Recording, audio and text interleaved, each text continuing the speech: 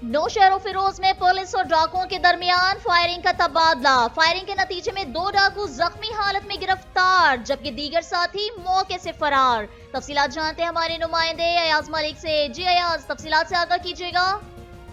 नौशहर और फिरोज की तहसील मेहरापुर में अलील सुबह पुलिस और डाकुओं के दरमियान फायरिंग का तबादला हुआ। फायरिंग के नतीजे में 2 डाकू जख्मी हालत में गिरफ्तार कर लिए गए, जबकि उनकी दीगर साथी मौके से फरार हो गए। पुलिस के मुताबिक मुकाबला हलाली लिंक रोड नियर सामटे स्टॉप के करीब उस वक्त हुआ जब गश्त पर मामूर पुलिस को देखकर डाकुओं ने फायरिंग शुरू कर दी। जवाबी कार्रवाई में 2 मुलजिम जख्मी हालत में गिरफ्तार हुए, जिनकी शनाख्त अली रजा वल्द अब्दुल गफार राजपूत, आमिर अली वल्द फकीर मोहम्मद ईवान के नाम से हुई है। पुलिस के मुताबिक गिरफ्तार मुलजिमान के कब्जे से 2 गैर कानूनी पिस्तौल, 2 लोडर रक्शे, 3 मोटरसाइकिल, 6 चावल के कट्टे बरामद किए गए। मुलजिमान डकैती व दीगर संगीन नौयत के मुकदमात में भी मतलूब थे। SHO इशफाक शर के मुताबिक मुलजिमान का मजीद क्रिमिनल रिकॉर्ड जानने के लिए मुख्तलिफ थानों से मालूमात हासिल की जा रही, जबकि फरार होने वाले साथियों की गिरफ्तारी के इलाके में सर्च ऑपरेशन जारी है।